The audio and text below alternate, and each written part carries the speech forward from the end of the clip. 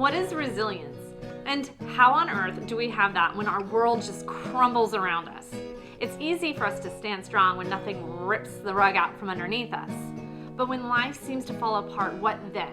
How do we find resilience then? Y'all, this is lesson 1 of 10 in a research-based resilience curriculum designed specifically for our breast cancer patients. We're going to tackle it together one step at a time. So let's go. Let's do this. But on this ocean, every wave brings it closer to home. And no matter what you think, you are never alone. Hey, welcome, y'all. This is lesson 1 of 10 in our research-based curriculum for breast cancer patients. And in today's episode, we're going to talk about not only what resilience is, but what happens inside our brain when we're dealing with a lot of stress, and then how we can use our knowledge of how the brain works to rewire it for resilience. So let's start. Okay, before we can talk about the rising up strong resilience piece, we have to talk first about that unpleasant faceplant. So we'll start by talking about stress. There are 2 different kinds of stress.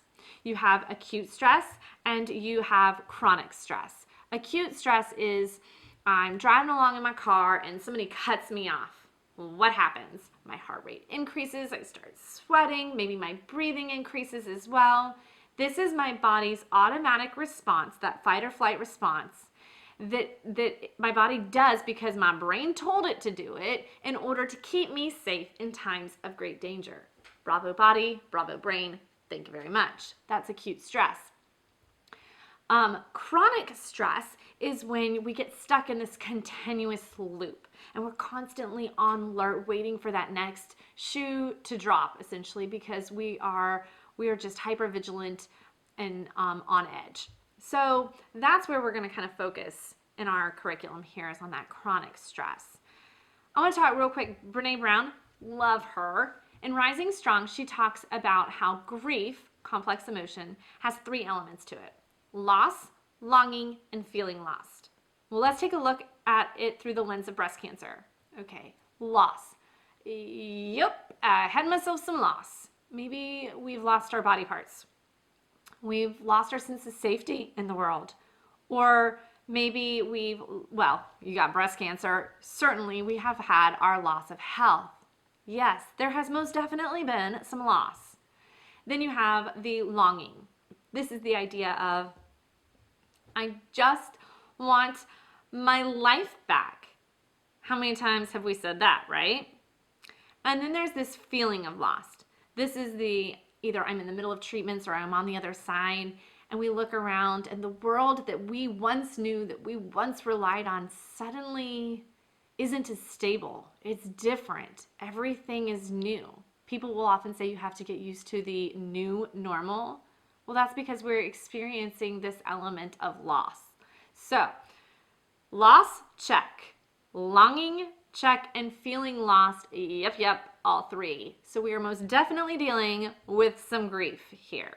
Okay, so let's talk about what's happening when we are experiencing some of this stress and trauma. What's actually going on inside our brains and also with our DNA. We'll start first with our DNA. Your DNA codes for everything about who you are, and that gets wound up tight around things called histones, packaged with some proteins and thrown into a neat little package looking bow tie that we call a chromosome. On the tips of these chromosomes are things called telomeres. Okay, lots of vocabulary, I get it. But imagine a shoestring, and this is our important DNA, right? The tip of that shoestring has a cap on it that protects that shoestring from unraveling. Well, similarly, your chromosomes have these telomeres. Those are those caps. And what stress does is it actually shortens those protective caps so that you are essentially aging faster. However, all is not lost. Mindfulness and some of the other strategies that we're going to talk about in this curriculum actually lengthen those telomeres, or those protective caps. So that sounds like a great idea, right? There's some control, some power, something that we can actually do to help with our resilience. Let's take a look at the brain. I'm going to oversimplify things here for a minute, but bear with me. There's essentially 3 parts to the brain. You have your logical thinking part of your brain. Then you have your limbic brain or your emotional brain. And then you have your, what they call your reptilian brain, which is at the base of your brainstem. Your reptilian brain is the one that's responsible for that fight or flight, like when we were talking about that car pulling out in front of me a few minutes ago. In the limbic brain, you have this alarm clock. And the alarm clock, it's called the amygdala. And when danger happens or something's going on that frightens us, that alarm bell goes, danger, danger, everybody, battle stations, ready. And it takes control of the brain and sends it off down to your reptilian brain where fight or flight takes over. It's not like I'm logically thinking, I think I should increase my heart rate now. No, my body does it automatically, and it's designed to do that to protect me, right? But in the process of that happening, the emotional brain and the logical brain don't communicate with one another. Imagine this bridge and it's just like, nah, ain't happening now, right?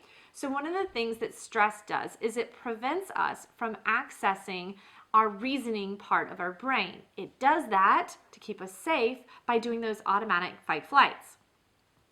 However, again, mindfulness can help us reconnect that bridge, the emotional to logical piece of our brain. Also, stress can enlarge or grow our amygdala, which is that alarm bell. So imagine if this alarm bell is getting bigger and bigger, he's going to get knocked by more things, right? He's going to be set to go off more readily, which is why people tend to be on high alert. If they're stressed all the time, that amygdala got bigger. Mindfulness will help tame him back down, shrink him back to where he's supposed to be, thus making it so we're not always on edge. So, what's cool, folks, is that in the Whole Brain Child, Siegel and Bryson actually say that experience is what molds our brain, that it's actually changing the physical structure of it. This is huge and a point in our favor because it gives us some control. If we know how our brain works, then we can essentially rewire it for resilience. This rewiring of the brain is called neuroplasticity. Little mini science blurb here on the brain. Okay, brain is made up of cells. These cells are called neurons. The neurons, there's a saying, neurons that fire together, wire together. So here's a neuron, they shoot a message to one another, connect the dots, and when this happens all over the place, they create these pathways. In fact, in the Whole Brain Child, they say that your brain has about 100 billion neurons. That's a lot. And each neuron can have like 10,000 pathways to other neurons. That's a lot of pathways that your brain can make. And if, like they say in the Whole Brain Child, experience is what creates these pathways, knowing this, we can rewire our brains by creating new experiences that make new pathways that will ultimately rewire our brains for resilience. So what on earth is resilience? Resilience is, if you Google it, it's going to say that it's the ability to bounce back after adversity. Okay. I'm going to give them that. However, who I am on the other side of my trauma is not the same person that I was prior. I'm not. I'm changed because that's what happens in life. Life happens. It leaves its mark on us, good or bad. And through them, we grow, we change, we become. So it doesn't have to necessarily be a bad thing that who I am on the other side is different than who I was prior. I also want to talk about what resilience is and what it's not. Resilience doesn't mean that you're never going to fall, that you're never going to bleed, or that you're never going to feel that big old thud from the floor.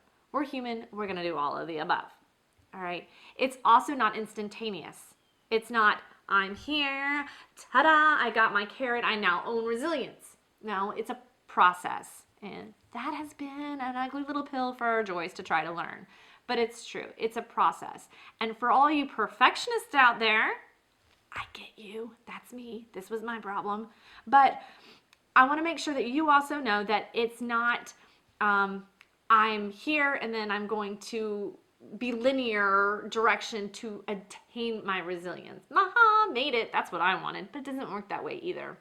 Instead, more realistically, it's going to be, I'm making progress, I'm going to have a bad day. I'm making progress, I'm going to have a bad day. Those bad days, these falls, these moments that we have in the process of obtaining our resilience does not negate our strength. And it does not take away any one bit of the resilience that we have gained or that we have worked on improving. Okay? And lastly, I want to make sure that everybody out there knows that resilience is not something that's saved for a select few. We all have it. Just like we all have muscles. When we exercise those muscles, they get stronger. Same thing here. When we exercise our resilience, we get better at it. And that's something that we can all do. And our traumas that we experience, they don't take away any bit of that either. They don't make us less resilient. So I did a bunch of reading and digging and researching and came up with these. There are essentially 6 pillars to resilience. This is what the literature says. So I did the research. You don't have to. Here you go. These are the pillars that support our resilience. They are self-care and compassion, support and connection, positive effect, healthy coping, finding purpose, and mindfulness. And if we can strengthen each one of these pillars, then we will ultimately strengthen our overall resilience. So in this curriculum, we're going to dive in and talk about each one of these separately, and then not only tell you what they are, but give you some very simple, because I know dealing with cancer, you have a lot on your plate, some very simple, tiny tweaks that you can do to help strengthen each one of these pillars. But in the rest of today's episode, I want to focus on what it means to have a shift in perspective or to reframe things. First of all, I'm a huge supporter of therapy because that is where you can go to tend to those emotional wounds that rise, and you can really learn a lot and improve and enhance your ability to cope with some of this stress. That being said, I want to talk about when I went in there one day, she would also tell me, hey, you got to reframe and shift your perspective. What does that mean? I didn't get it. Oh my gosh, it took me so long, lots of work to get through this. But here's what I came up with. I'll share with you. Imagine you have a pair of goggles. You put them on, green tint. You see everything in green.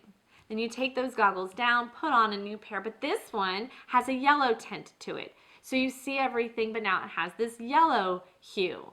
You still see all the same things, but the tint is shifted. Okay, there's a difference in our perspective there. Similarly with cancer, I still own the fact that I had cancer and my story and everything that I went through.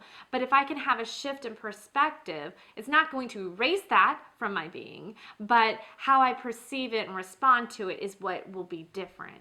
So let's put this into perspective with cancer. I had to have a mastectomy, chemotherapy, radiation, the whole darn thing was a freaking nightmare. And the surgery room is a very triggering point to me. So here's my shift in perspective. Instead of this is what I had to endure, insert the little word in there, could. This is what I could endure in order to lengthen my life. And that one little word changes everything. It's about recognizing just how far we have come with the improvements of science and technology that we didn't have in years prior. In fact, if you read Lizzie Stark's book, Pandora's DNA, on page 140 to 151, she recounts kind of the history of treatments and how they've improved over the time. She goes all the way back and talks about in 1810, Frances Burney writes about her own mastectomy. Y'all, she didn't have anesthesia. What? She didn't have anesthesia. Thank God that science and technology has improved to the point where I could endure the treatments that I had because of all the improvements that were made along the way before me. Okay? Even research now shows that some women are candidates for having a lumpectomy coupled with radiation that can be equally successful as a mastectomy can be. So science and technology improving all the time, which affords us to have what we can have now because of what came prior. It's not what I had to endure, it's what I could endure. I was even challenged to have another little shift in perspective about that surgery room. Somebody asked me to think, hey, what would your girls one day say about that room? Using a bit of an imagination, here's what I came up with, and I want to share with you. My kids are little, so I had to imagine, hey, what would I think or want them to say one day when they're older? And this is what I have. I came up with them saying, that room saved my mom's life. That room, that moment was the start of healing my mom. That moment kicked off a journey that my mom took so that she could be here with me. I'm grateful for that room, and I'm proud of my mom and her courage to do all the scary things that she did in order to stay here with me. My mom, she must really love me to have taken care of herself in that way. Magical! Our shifts in perspectives are magical. I was also told that I have to stop fighting off my memories and emotions, right? Why on earth would I want to do that? They're not pleasant and I don't like them. But in doing that, I came up with an outline because I'm an outline girl and I need a step-by-step plan. Okay, how am I going to have this shift in perspective? How am I going to learn to not trying to deny my own story? Well, it comes down to a 2-numbered outline. Number 1, acknowledge, and number 2, refocus. So when you feel like you're starting to get completely flattened by some memory or by some emotion, for me, it was always fear. Fear wanted to squish me like a darn pancake, and sometimes it came pretty close. All right, so acknowledge. Recognize what I'm experiencing in my body. I'm starting to breathe really rapidly. I'm panicking, and I recognize that fear is there. Acknowledging this without judging it. And then I like to imagine welcoming this memory or this emotion to this giant table, right? And inviting fear to come and sit right here next to me is part of who I am. But he's not the only one at the table. I have joy sitting here, and I have determination over there. I probably got some anger, and I know grief is running around too. But they're all fragments of my soul that are here. They are all part of me, but they don't define who I am either. So acknowledge, yes, I'm feeling this fear. This is what's happening in my body. Come fear, sit at the table is part of who I am. And then refocusing. I am here at this juncture in time. I'm not in the past, and I'm not in the future of the what if, what if, what ifs. I am at this moment in time. So to put this into perspective a little bit further, I have 2 quick examples for you. Imagine that you are, well, you probably have done this if you've dealt with breast cancer, but maybe you see your scars or your bones ache. Something triggers you, and then notice how you're feeling. So maybe you get angry, or maybe you get overcome with grief, or you just cannot stand this inescapable pain. Acknowledge all those feelings, what's going on inside your body. I see you, I hear you, I feel you. Invite it to come sit at the table, and then refocus. Give yourself permission to be human. It's okay for you to feel however you feel, whenever the heck you feel it. And none of it takes away any one bit of your strength or your resilience. Acknowledge and refocus. Another example that I have is a little bit more personal. I was driving around in town one day, song came on the radio, and it immediately took me back to my youth. And I thought, oh gosh, I just got angry, acknowledging it. And the reason why I got so angry is because I wanted to jump into a time machine that apparently is stuck in my pocket somewhere, go back into time and tell her, watch out, it's coming. It's almost like watching a bad, scary movie. Don't go upstairs. Don't open that door. Clearly the guy with the axe is behind it. Don't do it. Okay, acknowledge that I'm feeling this way. Then refocus. Obviously, I can't go back in time. And even if I could, it's not my fault. There's nothing that preteen Joyce did that caused my cancer or didn't cause whatever. Like, I didn't do anything wrong. And then secondly, imagine, let's say hard-headed Joyce really wants to jump in that time machine anyway.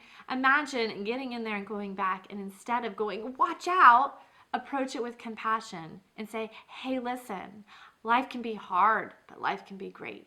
And when life gets hard, know that you are strong enough. You do have courage. You can be resilient because you can do hard things.